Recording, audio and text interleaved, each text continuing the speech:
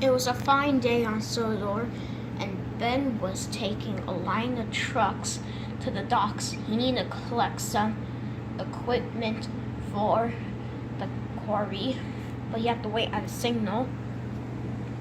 You know just where to stop, Ben. You can almost manage it without me.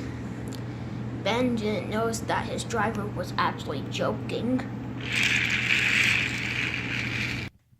Later, he boasted to the others.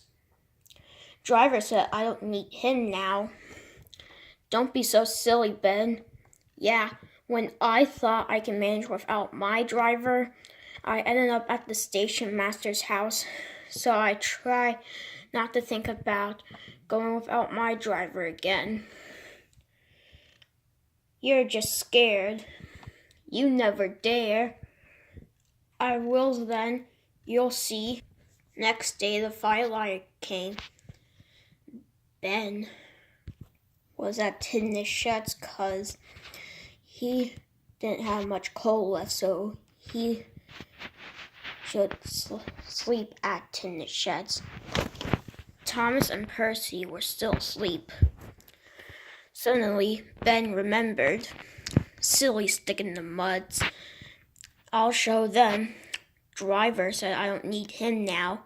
I'll just go out, then I'll stop and whoosh. That'll make them jump. But what Ben didn't notice that he was actually moving because a careless cleaner had meddled with his controls.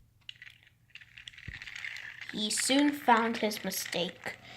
He tried to whoosh, but he couldn't. He tried to stop, but he couldn't. He just kept rolling along. He didn't dare look what was coming next. There was the station master's house. The station master was about to have breakfast. Horrors, and Ben shut his eyes.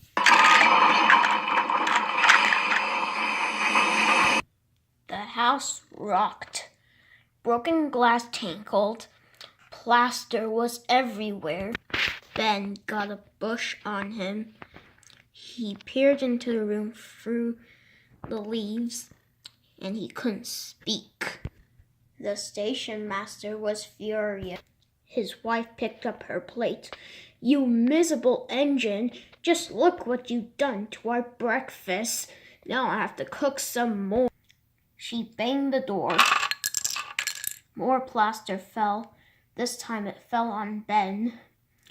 Ben was sad. Workmen propped up the house with strong poles and added rails through the garden. Soon James arrived to pull Ben out of the house. What surprise! Another engine that crashed into the station master's house? Anyway, I'm going to try pulling you back on the line, Ben. James pulled his hardest. Soon, Ben was back on the track. It's a fence, a bush, and a broken window frame has stoned his front, which is badly twisted. James soon left to get back to his jobs.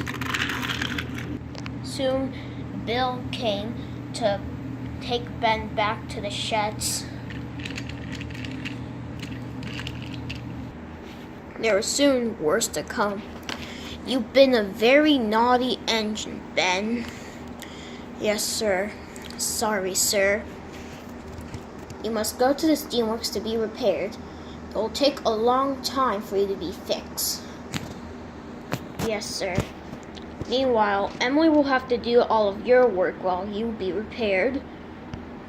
She always stays in her shed when she is wanted, and she never goes gallivanting off in station masters' houses."